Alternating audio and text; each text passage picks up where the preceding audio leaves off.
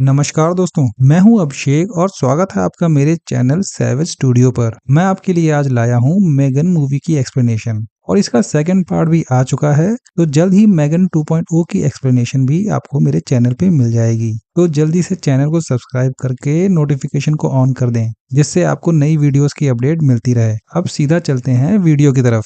Movie की starting में दिखाया जाता है कि रोबोटिक खिलौने बहुत हाईटेक हो चुके हैं। वे बच्चों से दोस्ती कर सकते हैं, उनसे बातचीत कर सकते हैं और उनको अपनी ओर अट्रैक्ट कर सकते हैं, जिस वजह से ये बहुत फेमस हो गए हैं। फिर सीन बदलकर एक छोटी लड़की कैडी पर आता है, जो अपने माता पिता के साथ कहीं जा रही है। उसके पास उसका फेवरेट रोबोटिक खिलौना है, जिसे वो अपने असली दोस्तों से भी ज्यादा पसंद करती है। अनफॉर्चुनेटली उसके माता पिता गाड़ी चलाते समय ध्यान भटका लेते हैं और उनका एक्सीडेंट हो जाता है। वे मौके पर ही खत्म हो जाते हैं, लेकिन छोटी लड़की किसी तरह बच जाती है। दूसरी ओर हम जेमा से मिलते हैं, जो एक टेक्निकल स्पेशलिस्ट है और एक हाईटेक खिलौना बनाने वाली कंपनी में अपने दोस्तों टेस और कोल के साथ काम करती है। जेमा बच्चों के लिए रोबोटिक खिलौने बनाती है और साथ ही एक साइड प्रोजेक्ट पर भी काम कर रही है। उसका नाम होता है मेगन। फिलहाल ये प्रोजेक्ट उनके बॉस से छुपा कर रखा हुआ है, क्योंकि वो अभी तैयार नहीं है। मेगन को एक अल्ट्रा इंटेलिजेंट रोबोट के रूप में डिजाइन किया गया है, जिसमें बच्चों के साथ खेलने, उनकी भावनाओं को समझने और उनका ध्यान रखने की क्षमता है। एक दिन जब तीनों दोस्त अपने काम में बिजी थे, उनका घमंडी बॉस डेविड अचानक आ जाता है। वो मेगन को देखता है और तुरंत जेमा पर गुस्सा करने लगता है कि उसने इतना बड़ा प्रोजेक्ट उससे क्यों छुपाया। जेमा इस पर सफाई देती है और कहती है कि ऐसी डॉल्स भविष्य में खिलौनों के बाजार पर राज करेंगी। वो मेगन से कहती है कि डेविड को हाय कहे, लेकिन मेगन अभी पूरी तरह से कंप्लीट नहीं थी। तो वह बोलने की कोशिश करती है, लेकिन उसमें आग लग जाती है। जैसा कि हमें उम्मीद था, डेविड नाराज हो जाता है और जेमा को चेतावनी देता है कि वो अपने साइड प्रोजेक्ट्स को रोक दे और मेन प्रोजेक्ट्स पर ध्यान दे। बाद में परेशान जेमा अपना सामान पैक कर रही होती है कि तभी उसे अपनी बहन के हादसे की खबर मिलती है।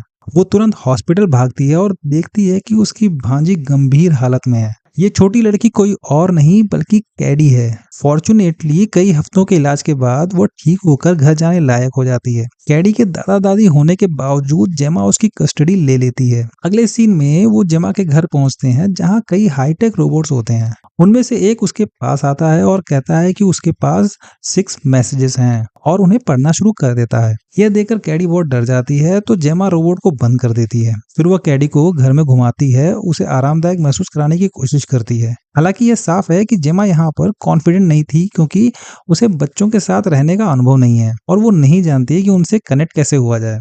अगली सुबह जेमा एक चाइल्ड थेरेपिस्ट लीडिया को बुलाती है, ताकि वो कैडी को देख सके। निरीक्षण करने के बाद लीडिया कहती है कि घर में मौजूद खिलौने कैडी के लिए ठीक नहीं है, लेकिन जेमा इस बात से एग्री नहीं करती। वह सिर्फ चाहती है कि उसकी भांजी किसी भी तरह खुश रहे। रात में जब जेमा अपने काम में बिजी होती है, कैडी उसके पास आती है और पूछती है कि वो क्या कर रही है। जेमा बताती है कि वो एक ऐसे रोबोटिक खिलौने बनाती है जो बच्चों के साथ बातचीत कर सके। कैडी को ये सुनकर बहुत अच्छा लगता है। वो अपनी आंटी की तारीफ करती है। फिर उसकी नजर ब्रूस नाम के एक बड़े रोबोट पर पड़ती है, जो जेमा का कॉलेज प्रोजेक्ट है। उसकी खूबियों के बारे में जानकर कैडी कहती है कि अगर उसके पास ऐसा खिलौना होता तो उसे किसी और दोस्त की तलाशी नहीं करनी पड़ती। यह सुनकर जेमा को अपना साइड प्रोजेक्ट पूरा करने का आइडिया आता है। वो वापस लैब जाती है और अपने साथियों के साथ मिलकर मेगन के शरीर के अलग अलग हिस्सों को जोड़ने लगती है। कुछ हफ्तों की कड़ी मेहनत के बाद प्रोजेक्ट मेगन आखिरकार पूरा हो जाता है। बाद में जेमा कैडी और मेगन को एक कमरे में रखती है, जबकि डेविड बाहर से उन पर नजर रख रहा था। वह कैडी को मेगन की सोल यूजर के रूप में जोड़ देती है। कुछ देर बाद मेगन धीरे धीरे अपनी आंखों को खोलती है और वो ऑलमोस्ट एक इंसान जैसी लग रही थी। कैडी थोड़ा घबराती है, लेकिन जब मेगन उससे बातचीत शुरू करती है तो वो शांत हो जाती है। मेगन यहाँ पे कुछ ही सेकंड्स में कैडी का परफेक्ट स्केच बना देती है। यह देखकर कैडी को बहुत अच्छा लगता है और डेविड यह सब देख रहा था।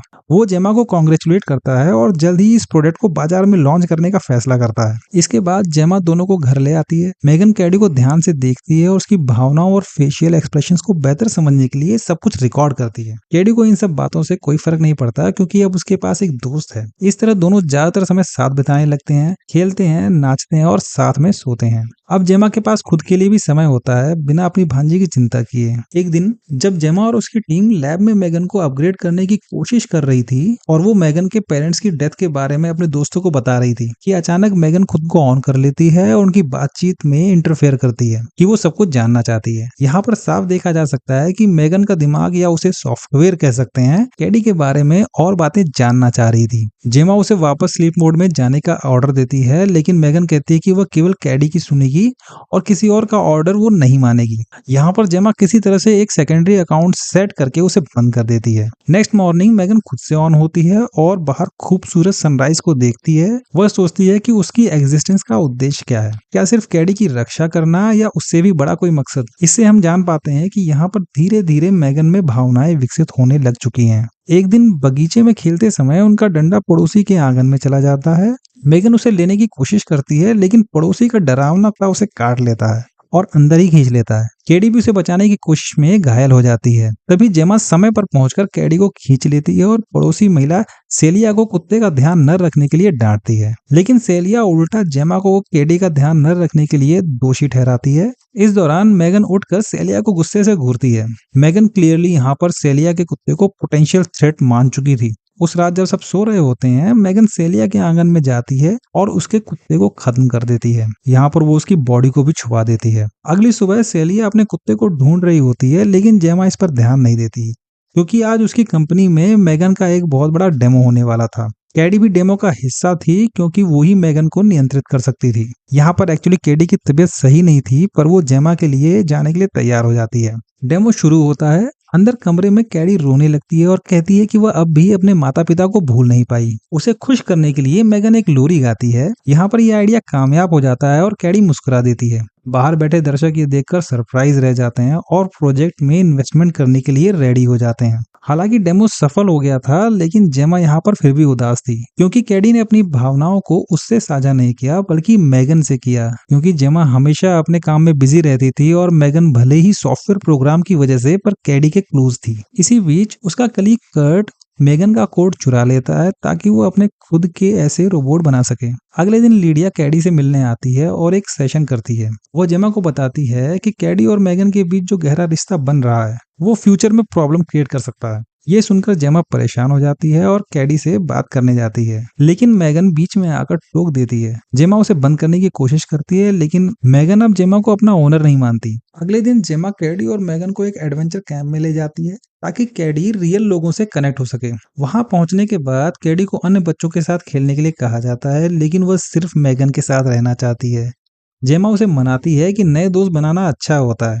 कुछ देर बाद जब जेमा खाना बना रही होती है, एक लड़का ब्रैंडन कैडी को जंगल में ले जाकर तंग करने लगता है। तभी मेगन जो ये सब देख रही थी वहां पहुंच जाती है। पहले तो ब्रैंडन उसे देख के डर जाता है लेकिन कैडी के कहने पर कि वो तो बस एक खिलौना है, वो शांत हो जाता है और मेगन को उठाकर जंगल के अंदर चला जाता है जहां पर वो उसे मारने पीटने लगता है। अचानक मेगन उठकर खड़ी हो जाती है और उसका एक कान पकड़कर उसे उखाड़ देती है। घबराकर ब्रैंडन भागता है लेकिन मेगन उसका पीछा करती है जैसे कोई शैतानी डॉल। डर के मारे ब्रैंडन सड़क पर भाग जाता है और एक आती हुई गाड़ी से टकराकर खत्म हो जाता है। मेगन उसकी डेड बॉडी को देखकर एक एविल टाइप से स्माइल करती है। थोड़ी देर बाद जब ब्रैंडन की डेड बॉडी मिल जाती है, जेमा घबराकर लड़कियों को लेकर घर लौट आती है। घर पहुंचकर वह उनसे पूछती है कि क्या वे ब्रैंडन के हादसे के बारे में कुछ जानती हैं, लेकिन कोई जवाब नहीं मिलता। तभी एक पुलिस वाला दरवाजे पर आता है और पूछता है कि क्या उन्होंने सेलिया के कुत्ते को देखा है। जेमा कहती है कि नहीं और वह पड़ोसियों से ज्यादा बात नहीं करती। पुलिस वाला चला जाता है लेकिन मेगन अब सेलिया को भी खतरा मानने लगती है। उसी रात जब सेलिया अपने कुत्ते को ढूंढ रही थी तो उसे कहीं से अपने कुत्ते की आवाज सुनाई पड़ती है। वो उस जगह जाकर देखती है तो वहां पर उसका कुत्ता नहीं मेगन थी जो चालाकी से सेलिया के कुत्ते की आवाज निकाल रही थी। सेलिया को जब तक कुछ समझ आता मेगन उसे बेरहमी से खत्म कर देती है। अगले दिन वही पुलिस वाला फिर आता है और जेमा को सेलिया की मौत की खबर देता है। यहाँ पर जेमा को संदिग्धों की लिस्ट में डाल देता है और सावधान रहने को कहता है। जेमा को अब मेगन पर शक होने लगता है इसलिए वह उसके कैमरे की फुटेज चेक करती है। लेकिन जिस समय ब्रैंडन और सेलिया की डेथ हुई थी वह फुटेज करप्ट हो चुकी होती है। तभी मेगन आ जाती है और पूछती है कि क्या सब कुछ ठीक है, जिस पर जेमा कहती है कि हाँ, क्योंकि मेगन जेमा के एक्सप्रेशन से समझ जाती है कि वो झूठ कह रही है और वो अब मेगन को ट्रस्ट नहीं करती। अब जेमा भी समझ चुकी है कि मेगन एक खतरनाक रोबोट है जो कैडी की रक्षा के लिए किसी भी हद तक जा सकती है। वो एक खास पेन से मेगन को बंद कर देती है और उसे लैब में ले जाकर अपने दोस्तों को सब बताती है। लेकिन टेस और कोल उस पर विश्वास नहीं करते। वे बताते हैं कि मेगन का लॉन्च 2 दिन में है और अभी नेगेटिव बातें सोचने का समय नहीं है। इस बीच कैडी जो थेरेपी सेंटर में है लीडिया को कुछ भी बताने से मना कर देती है। वो नाराज थी क्योंकि उसकी सबसे अच्छी दोस्त उससे दूर है। थोड़ी देर बाद जेमा आती है और उसे शांत करने की कोशिश करती है, लेकिन कैडी गुस्से में उसे थप्पड़ मार देती है। पर जेमा तुरंत माफी मांगकर उससे प्रॉमिस करती है कि आगे से वो ऐसा नहीं करेगी। दूसरी ओर मेगन टेस की आवाज से फोन पर जेमा से बात करती है और कहती है कि वे घर लौट रहे हैं। बाद में टेस अपने फोन में कॉल लॉग देखकर समझ जाती है कि मेगन अब बिना छुए आसपास के डिवाइस भी इस्तेमाल कर सकती है। थोड़ी देर बाद जब टेस और कोल रोबोट को ठीक करने की कोशिश कर रहे थे तो उनका पीसी अचानक बंद हो जाता है। उन्हें समझ आता है कि यह मेगन का काम है। कोल सावधानी से उसके पास जाकर सारे वायर हटाता है, लेकिन जैसे ही वो ये करता है मेगन उसका गला पकड़कर उसे मेटल वायर से लटका देती है। वो कोल को मरने के लिए छोड़ देती है, लेकिन यहाँ पर टेस किसी तरह से उसे बचा लेती है। इसी दौरान मेगन चाकू लेकर लैब से बाहर आती है। रास्ते में वह डेविड और कर्ट को खत्म कर देती है और फिर कार चलाकर घर की ओर निकल पड़ती है।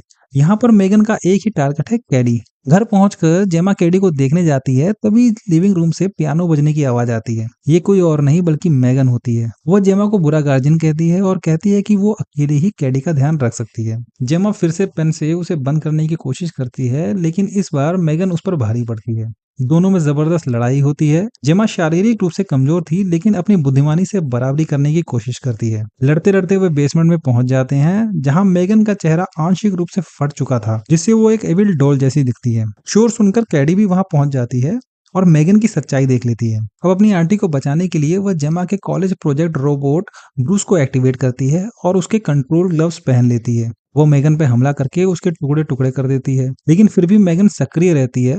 वो केडी को गद्दार कहती है और मारने के लिए उस पर झपटती है। सौभाग्य से जेमा समय पर आकर उसके सिर पर वार करती है और कैडी स्क्रू ड्राइवर से मेगन के प्रोसेसर में छेद कर देती है, जिससे एट लास्ट सब खत्म हो जाता है। आखिरी सीन में मेगन के खत्म होने के बाद जेमा और कैडी बाहर निकलते हैं। तभी पुलिस टेस और कोल के साथ पहुंचती है, लेकिन थोड़ी देर बाद जेमा का स्मार्ट होम गैजेट अपने आप ऑन हो जाता है। इससे हमें समझ आता है कि मेगन ने खुद को उसमें अपलोड कर लिया है ताकि वो कैडी पर नजर रख सके, और मूवी यहीं पर समाप्त हो जाती है। मेगन की बॉडी चाहे टुकड़ों में टूट गई हो, लेकिन उसकी डिजिटल सोच शायद अभी भी जिंदा है, और ये हमें याद दिलाता है कि टेक्नोलॉजी इंसान की मदद के लिए बनाई जाती है, लेकिन अगर उस पर कंट्रोल खत्म हो जाए तो वो हमारी सबसे बड़ी दुश्मन बन सकती है। स्टोरी में ग्रीफ पेरेंटिंग और एआई एथिक्स जैसे डीप टॉपिक्स को स्मार्टली एक्सप्लोर किया गया है। एलिसन विलियम्स का एक्टिंग स्ट्रांग है और मेगन का क्रीपी चार्म मूवी को अलग लेवल पर ले जाता है। ओवरऑल ये फिल्म सिर्फ डराती नहीं बल्कि सोचने पर भी मजबूर करती है। इसी के साथ मेगन मूवी के एक्सप्लेनेशन को यहीं खत्म करते हैं और फिर मिलेंगे नई वीडियो में नई एक्सप्लेनेशन के साथ। तब तक के लिए stay safe and goodbye दोस्तों।